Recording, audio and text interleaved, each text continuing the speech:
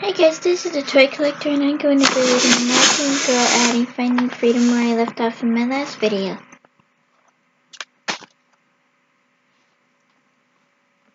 Chapter 7 Freedom. Addy stood at the window of the garret gazing out at the street below. A week had passed since she and Mama had arrived in Philadelphia and nothing magical had happened at all. Back on the plantation, Addy had dreamed about being free in the North. She had wore fancy dresses, she had learned to read and write, she'd spend more time with Mama. She had imagined everything would magically be better when she was free. But so far, freedom wasn't the way she dreamed it would be. Mama worked long hours in the shop.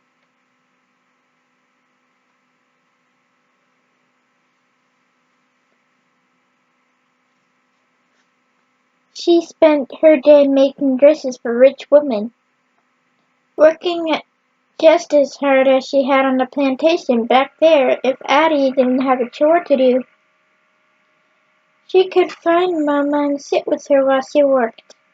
Not here. Addy had gone down to the shop on Mama's first day, but Miss Ford made it clear that Addy was not to be in the shop while Mama was working. So Addy spent her days in the hot room in the attic. The window didn't bring Addy much joy. Sometimes a small breeze pushed through it, but the air was foul. Addy could smell soot, rotting garbage from the street, and the fishy scent of the harbor. The window let in all kinds of noises, too. Trains clanked in the distance, ships in the harbor sounded their deep, lonely horns. Although Addy didn't like being alone in the room, she was too scared to go out by herself. She didn't know her way around. She couldn't read the street signs, and the crowds of people in the streets frightened her.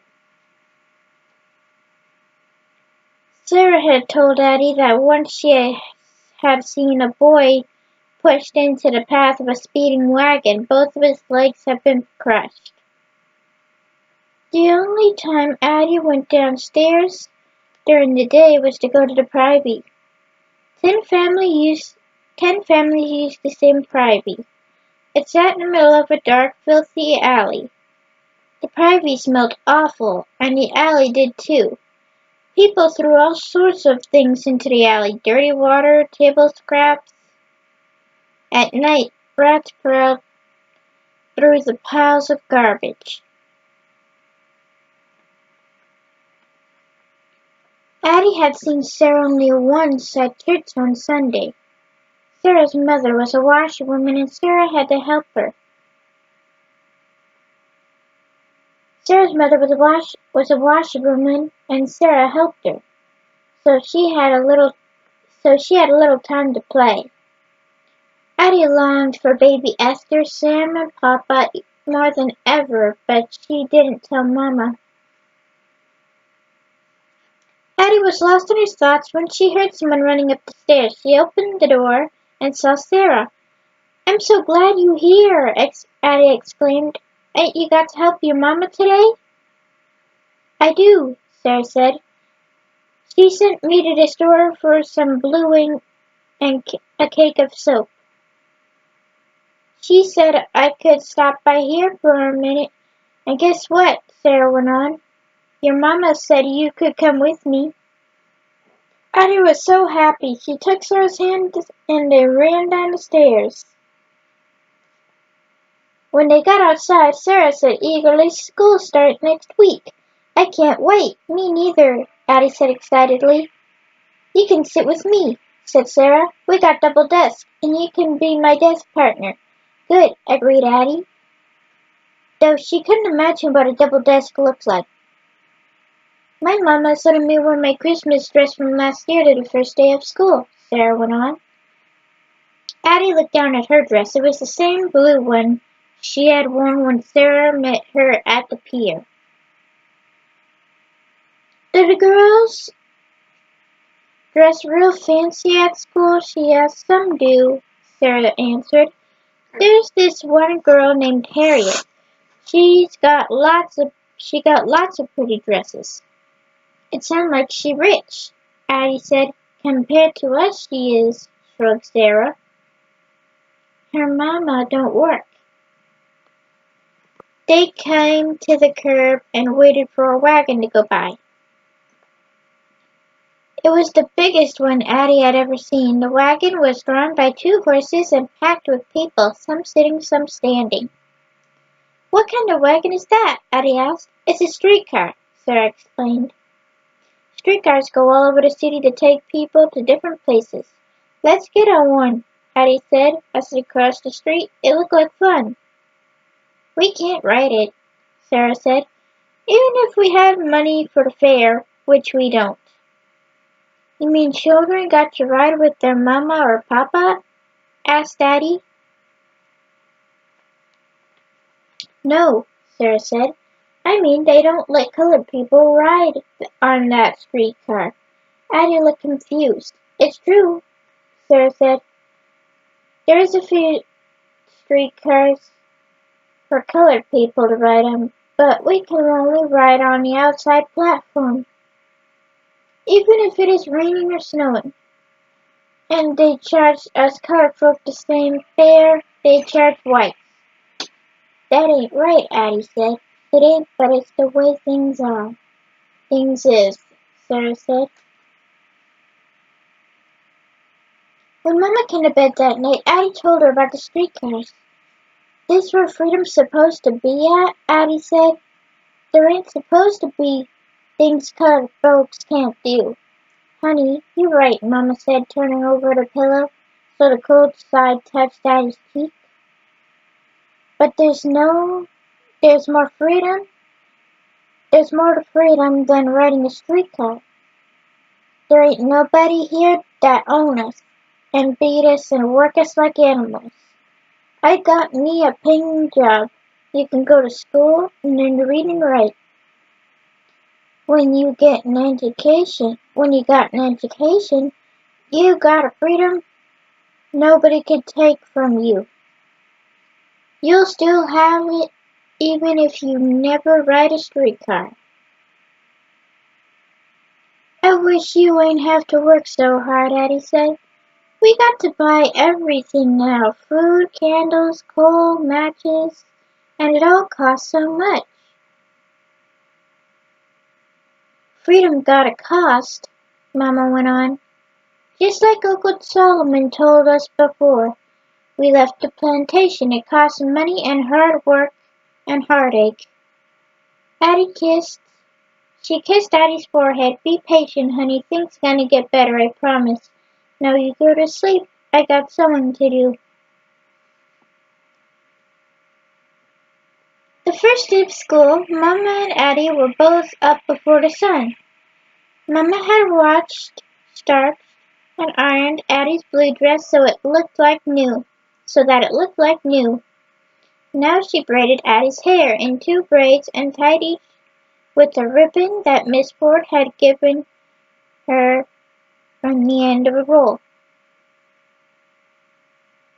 When Mama was finished, she hugged Addie. Do good in school now, Addie, she said. You a smart girl. I'm gonna work hard, Mama, Addie replied as she hugged Mama back. Suddenly, they heard someone running up the stairs. Sarah burst into the room without knocking. You ready, Addie? She asked. You ready, Addie? She asked. Sarah had on a dark green dress trimmed in white. It was old but clean and carefully mended. You look real nice, Sarah, Mama said. She handed Addie her lunch pail. Mama had tied a scrap of green and white cloth to the pail so Addie could tell hers from other children's. Mama walked downstairs with the girls. Y'all be careful now. Watch out for them wagons and streetcars and don't talk to no strangers. Go straight to school and come straight back here after. Don't worry, Mrs. Walker, Sarah said. She hooked arms with Addie. I'm gonna look after Addie. I ain't gonna let nothing bad happen to her.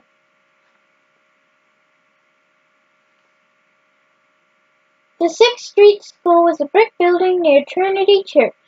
Boys and girls had gathered on the front step, on the steps out front.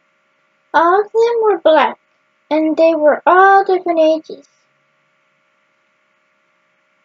They were talking and laughing and playing. Addie felt scared, but she tried not to show it. She held tight to Sarah's hand as they walked past the other students and went into the building. Sarah showed Addie the way to their room, which was a classroom for boys and girls in the lower grades. Addie felt more nervous than ever when she saw the classroom.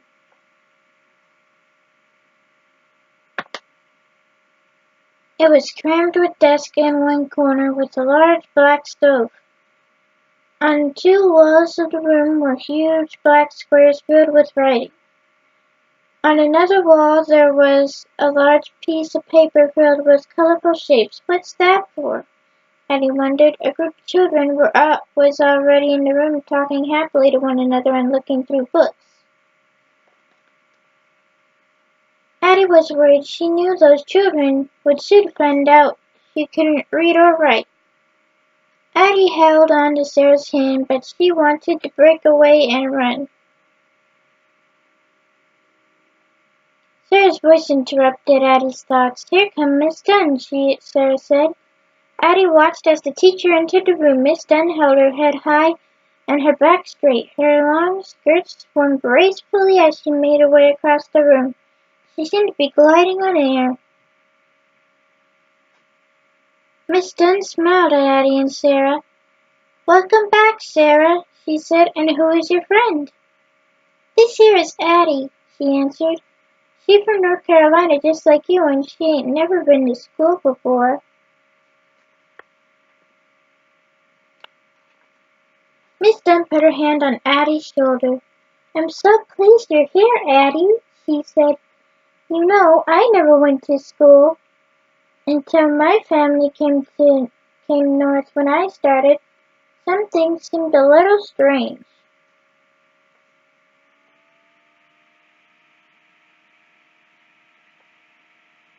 You might feel a bit confused this first week, but you'll soon learn your way. I know Sarah will help you. Addie smiled as Miss Dunn floated away. The teacher had made her feel much better. Suddenly a bell rang and more children hurried into the classroom. Addie and Sarah sat down together at a double desk at the back of the room. When everyone was seated, Miss Dunn said, Good morning, boys and girls. I am Miss Dunn.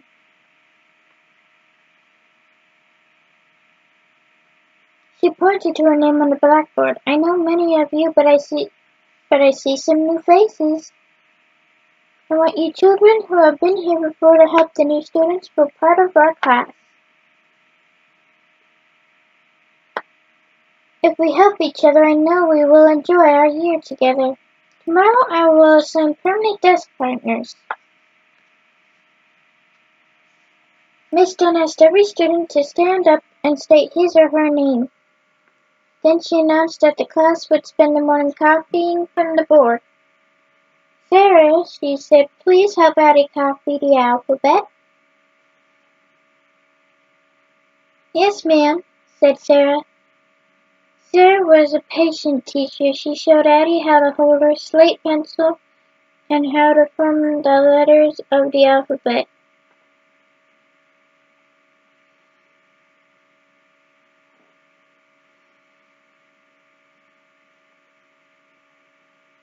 Addie tried to hold her pencil the way Sarah did, between her thumb and 2 fingers, but it kept slipping.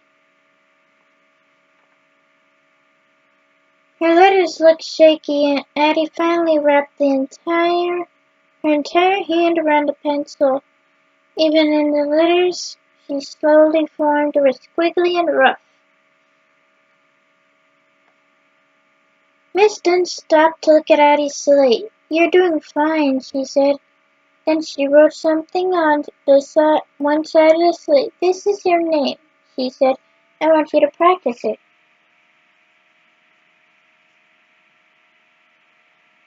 Addie stared at the letters. It was the first time in her life that she had seen her name written down. Addie tried to copy the letters carefully, but her slate pencil broke because she pressed down so hard. The letters wobbled across her side of the slate in a crooked row. Addie erased them and started again. This time they looked more like Miss Dunn's letters. Sarah looked at Addie's slate. "That's good, Addie," she said kindly. "I can read that plain as day. ADDY."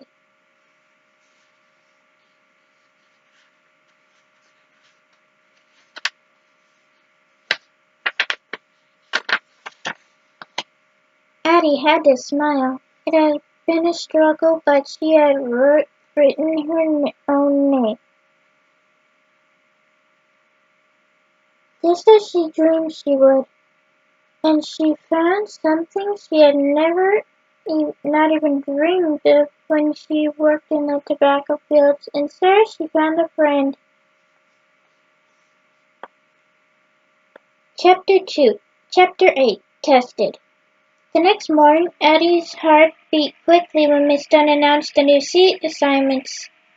Addie Walker, you will share a desk with Harriet Davis," she said.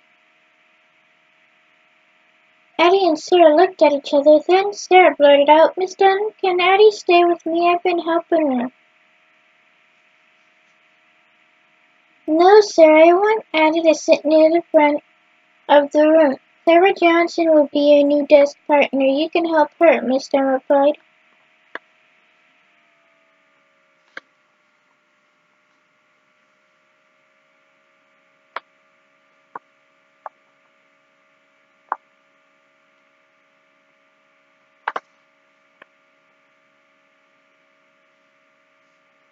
Addie rose slowly. She glanced back at Sarah as Clara slid into the seat next to her.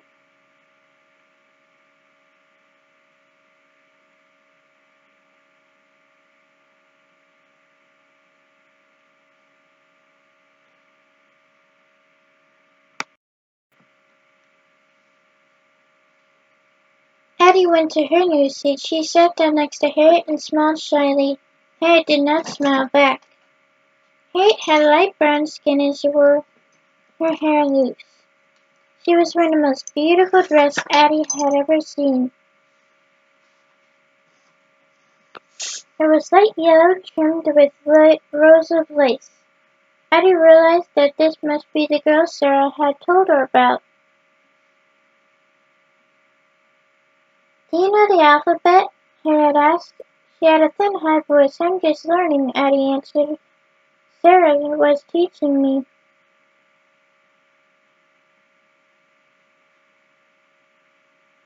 A quick frown crossed Harriet's face. "Sarah," she said. "Sarah can hardly read herself. I'll help you. I taught myself to read when I was 4. Miss Dunn put you with me because I'm the smartest one in the class." "Sarah's smart too," Addie responded. Harriet ignored her comment. "I'm named after Harriet Tubman.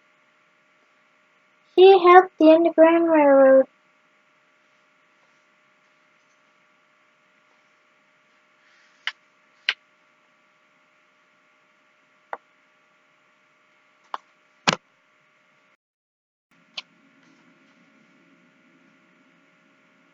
"You probably didn't know that. I know plenty of things like that. Now that Miss Dunn put you with me, I could teach you some things." At lunch Sarah asked how you liked sitting with Harriet. "She was smart, and she got fun clothes just like you said. I wish I had a dress as pretty as the one she has on," Addie said.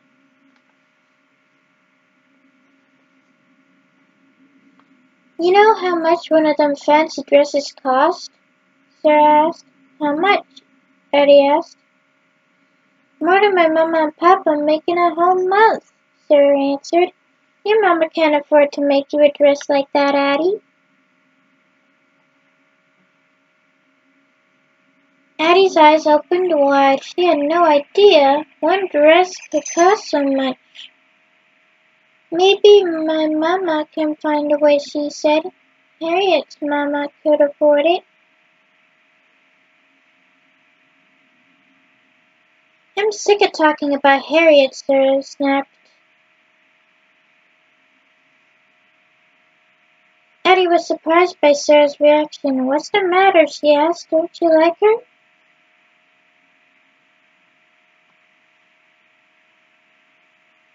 That ain't it, Sarah said, letting out a sigh. Addy, Harriet don't like me.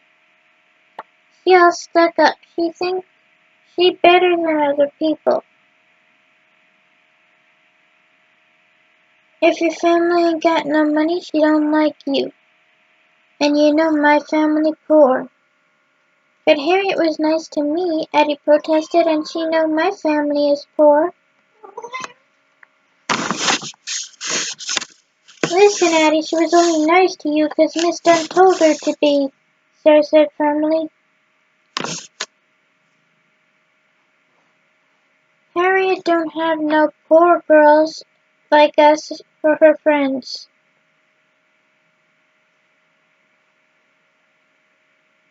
She gonna try to make you her slave. She tried it with me when I came to school last year, but I wouldn't let her. That's why she don't like me. She gonna hurt you just like she hurt me last year.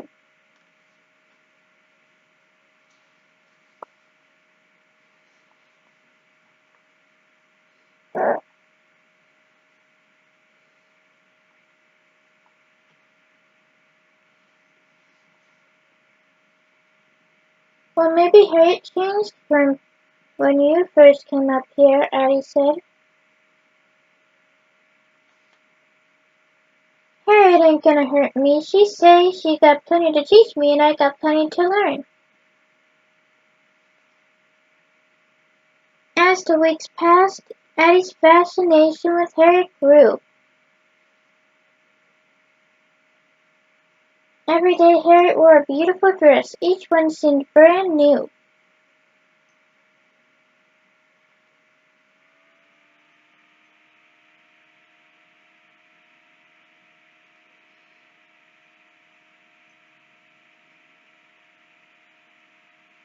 And schoolwork came so easily to Harriet. She was always the first one in the class to finish her lesson. So she had a hard time. She had a lot. So she had time to look at Addie's slate and point out Addie's mistakes.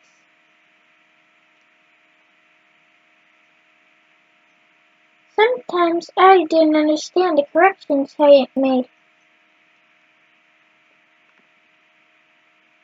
But questions seemed to annoy Harriet, so Addie saved her questions to ask Sarah at lunchtime or when they worked home together after school.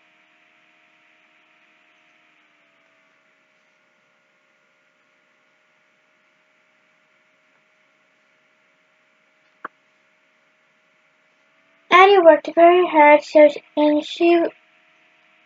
she was discouraged after her first spelling test.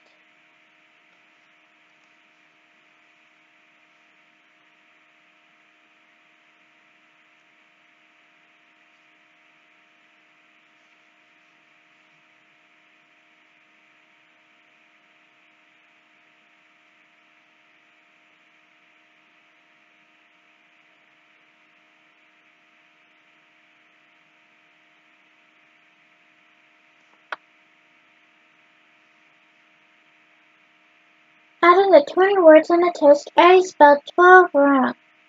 When Miss Dunn handed back Addie's test at the end of the day, she was encouraging. Look how many words you got right, Addie. If you keep learning this fast, you'll be one of the best spellers in the class. Maybe your mother could help you with the words you missed. Yes, ma'am, Addie said softly. She didn't want to tell Miss Dunn that Mama couldn't read or write.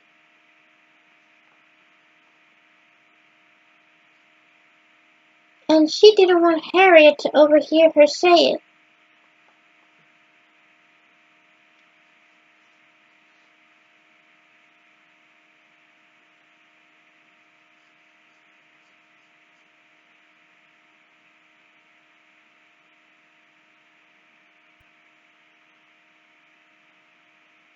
When Addie and Sarah were walking home after school, Addie said, I ain't never gonna catch up.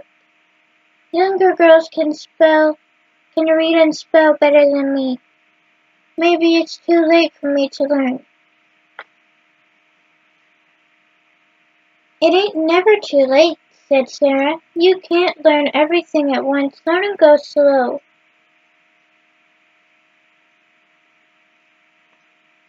I didn't do so good on the test either. Neither.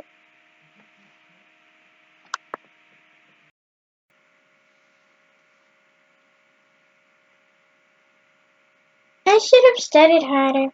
I studied hard, but I still didn't do good. Addie said, How many did you get right? How many did you get right? Sarah asked. I asked first, Addie said.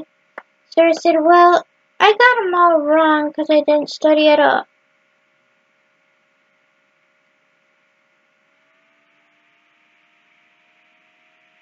My papa can hardly find the words, so my mama and me been taking in extra washing sometimes.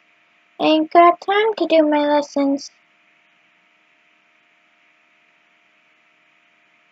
Maybe we can do our lessons together sometime, Addie said. I'd like that, Sarah said, sounding more cheerful.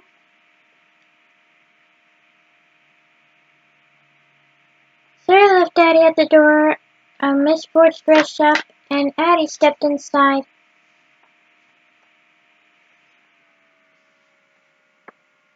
As she headed toward the stairs, she saw Mama sitting in the back of the shop. She was crying. Mama, what's the matter? Addie asked.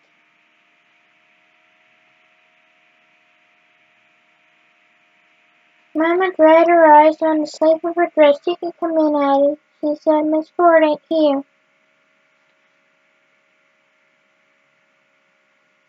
She went out and left these packages for me to deliver. She wrote down the addresses on this here paper. I ain't dare tell her I can't read.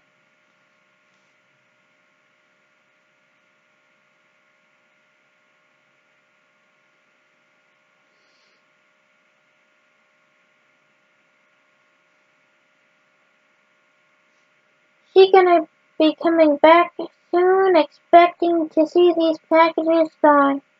But I don't know where to take them.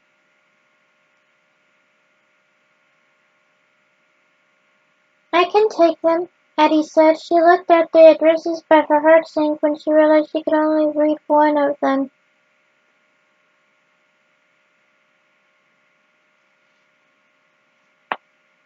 Then an idea came into her. Mama, Sarah could help. She can read way better than me, and she'd know her way around Philadelphia. Mama looked doubtful.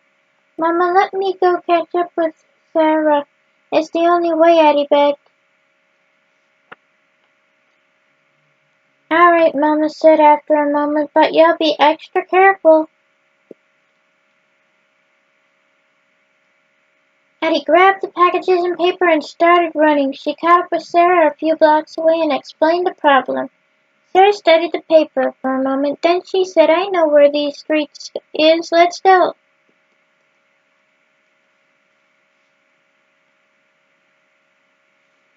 Sarah hurried through the busy streets with Addie rushing along beside her.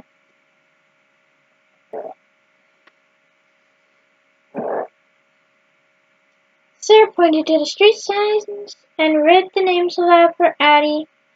She showed her how the numbers of the houses went in order.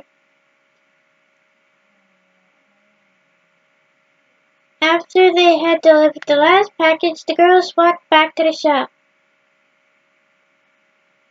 When they walked in the door, Mama threw her arms around them. Sarah, you've been a big help. I don't know what we'd do without you, she said.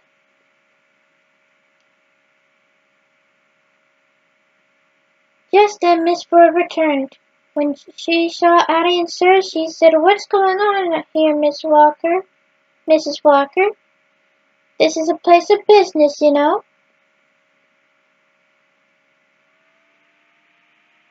"Yes, ma'am, the girls were just leaving," Mama said quickly. She squeezed Sarah's hand to thank her again. Sarah headed for home and Addie hurried up the stairs to the garret. That evening, as Mama was kicking slippers, she sounded worried. "I ain't got a right to this job because I ain't been honest with Miss Ford.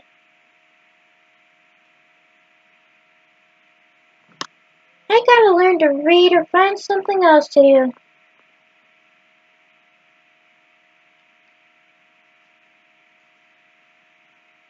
"I could teach you how to read," Addie explained.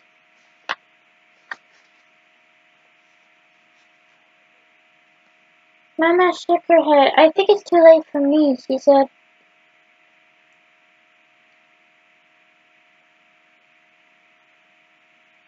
"Sarah said it ain't never too late," said Addie. She took her spelling paper out of her satchel.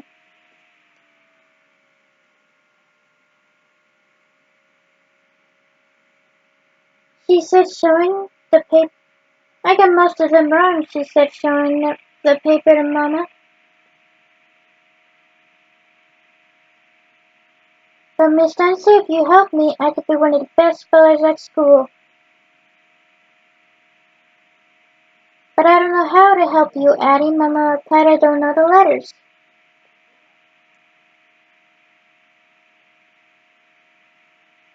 "I can teach them to you," Addie answered, "and I'll get practice from helping you."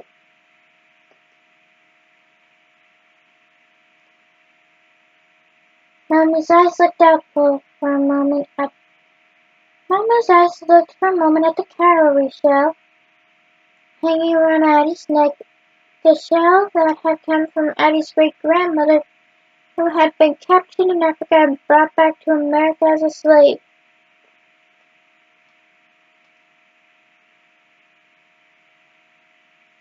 "All right, Addie, I'll try," Mama said. "Our family done faced tougher things than this."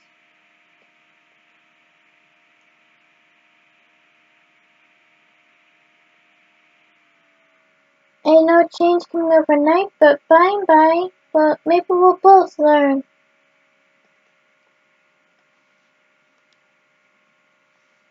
Addie smiled at Mama. "Let's have our first lesson tonight." As weeks passed, it started to get cool. Mama kept a small fire in the stove in the evening.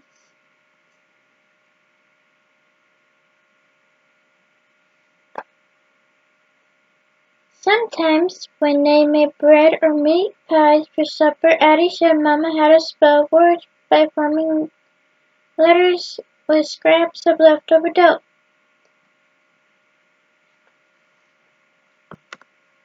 Mama loved to write Sam, Papa, and Esther. Seeing their names made her feel closer to them. She said after they ate,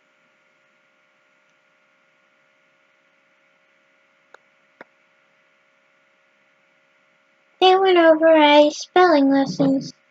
Addie taught Mama how to count, showing Mama what she learned on the abacus table at school by using beans on the table.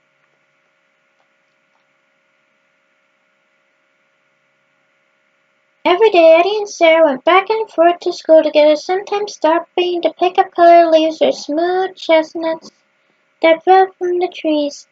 Sarah taught Addie how to read the names on the street signs and shops as they walked along.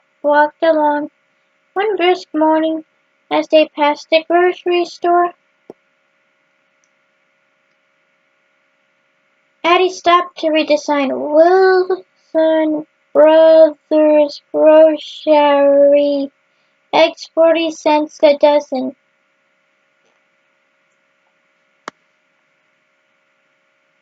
"Eggs 48 cents a dozen." "That's right," Sarah said. "You're getting real smart."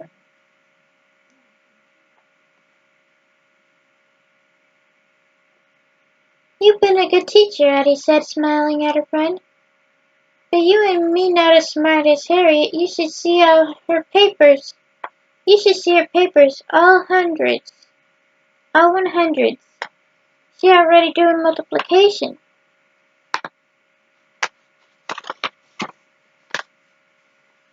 Sarah didn't say anything.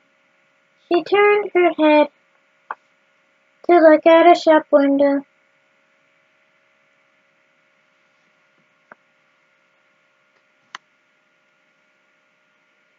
Did you see that blue dress Harriet had on yesterday?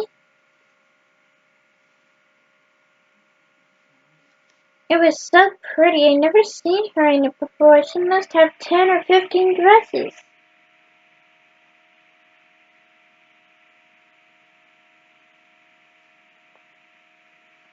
Let's talk about something else, Sarah Kennedy. I don't like talking about her or even thinking about her.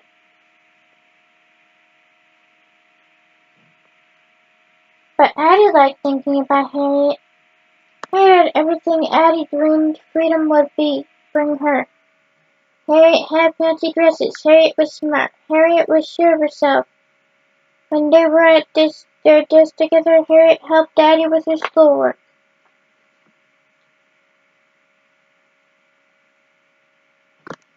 But Harriet never invited Addie to be part of her group. Harriet had many friends. Her friends wore fancy dresses and matching hair ribbons.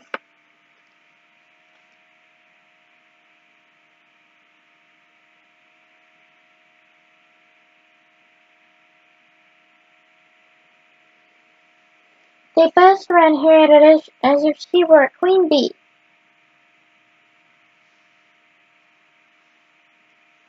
They ate lunch together and played at recess. Addie walked home with the same way Harriet and her friends did, but Addie and Sarah were never asked to join them.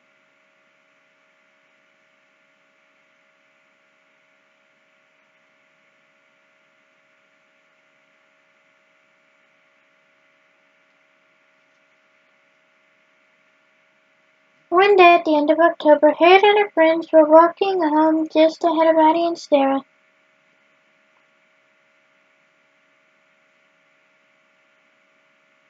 Addie started walking faster. "What are you hurrying up for?" Sarah asked sharply.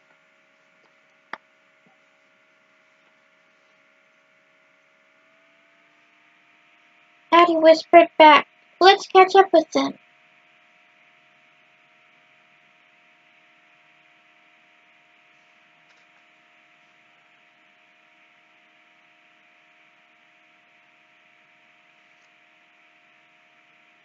"You can if you want," Sarah answered, "but I ain't walking with them." "Oh, come on."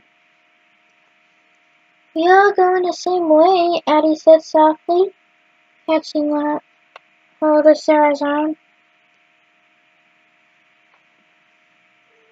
"I said I ain't walking with them," Sarah repeated loudly.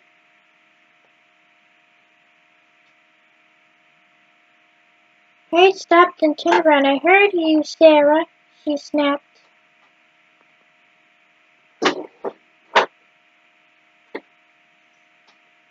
"Nobody asked you to walk with us."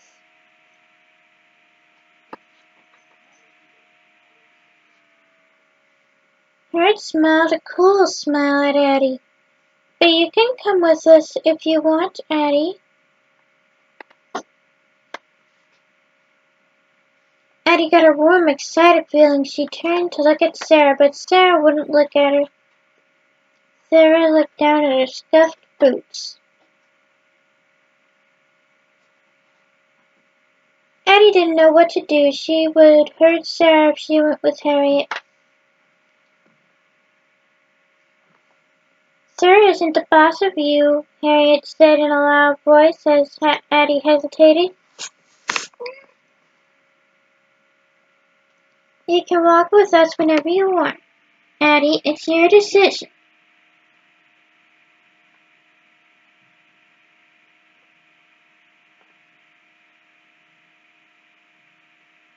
Harriet gave Sarah a nasty look